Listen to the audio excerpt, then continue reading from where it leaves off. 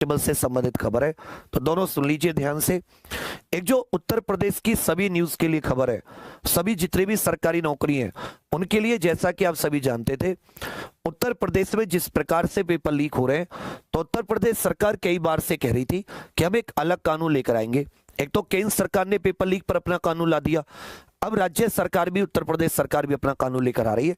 तो आज कैबिनेट की बैठक थी जिसमें लगभग 40 प्लस प्रस्ताव पारित हुए। उनमें से एक प्रस्ताव अभी थोड़ी देर पहले की बात है, ये कितने बजे की बात है, आई थिंक 2:57 की बात है।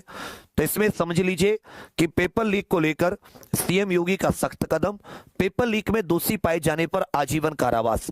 अगर आप उत्तर प्रदेश में पेपर लीक में दोषी पाए जाते हैं तो आपको आजीवन कारावास होगा, अर्थात जिसको लाइफ इंप्रिजनमेंट कहते हैं या जिसे उम्र कैद भी कहते हैं। दोषियों पर सरकार लगाएगी 1 करोड़ का जुर्माना। तो इसके लिए सरकार अध्यादेश ला रही है, यूपी सार्वजनिक परीक्षा अध्यादेश 2024 लाने को मंजूरी। अभी 4-5 दिन पहले कोई बहस कर रहा था ट्विटर पे कि भाई सरकार ऐसा करेगी वैसा करेगी। मैं बोला भाई सरकार कानून लाने से पहले अध्यादेश भी तो ला सकती है, जब विधानसभा का सत्र हो तब कानून पास कर दे, उससे पहले अध्यादेश ला दे, ऑर्डिनेंस भी तो ला सकती है राज्य सरकार। तो साथ ही उत्तर प्रदेश सार्वजनिक परीक्षा अध्यादेश 2024 ऑर्डिनेंस आ चुका है। इस प्रस्ताव को आज कैबिनेट ने मंजूरी दे दी है।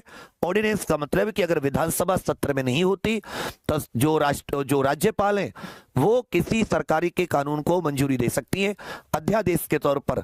इस अध्यादेश का जो प्रभाव होता है वो विधानसभा जैसे कानून का ही होता है।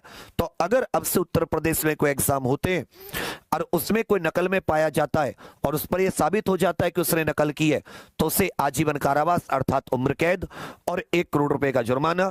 इससे आप सभी लोग दिमाग में बिठा लें, अपने स्टेटस पे लगा लें कि जो चोर कोई छोटे मोटे या बड़े, यदि वो कोई सोच भी रहा हो तो बहुत सख्त है, बहुत दिक्कत हो जाएगी। ठीक है भैया, चलिए पहली चीज, एक तो ये तो हो गई किसको लेकर, योगी साथी उत्तर प्रदेश की जितनी भी भर्तियां हैं उन सभी को लेकर, उत्तर प्रदेश में जितनी भी सरकारी नौकरियां हैं। अब आ जाता है यूपी पुलिस को लेकर।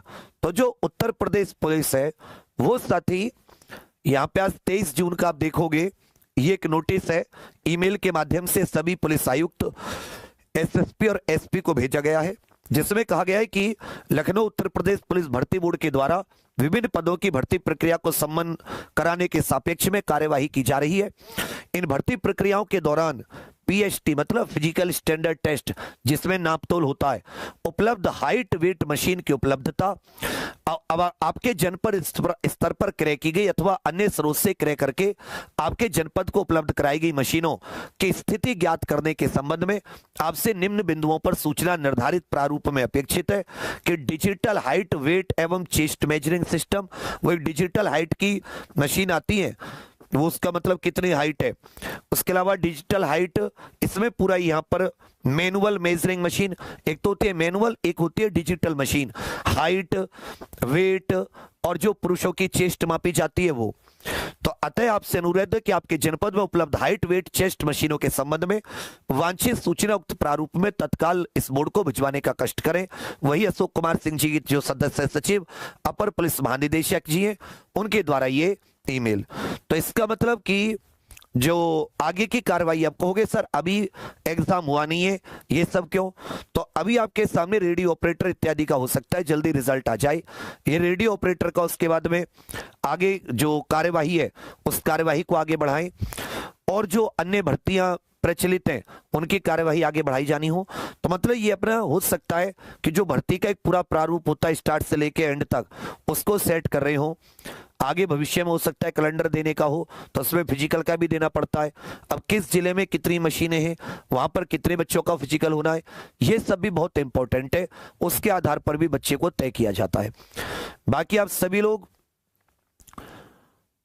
अब आ जाती है कि सर री एग्जाम से संबंधित क्या चल रहा है, तो भाई मैं क्या बताऊं, मुझे उल्टा सीधा इतना ज्यादा बोलते हो, कोई चीज बताता हूं तो भैया मैंने बताना बंद कर दिया।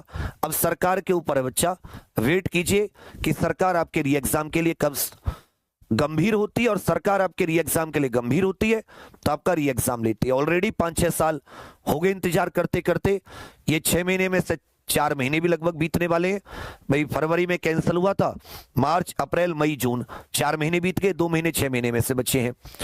तो भगवान मालिक है कि उत्तर प्रदेश में क्या होना क्या नहीं होना।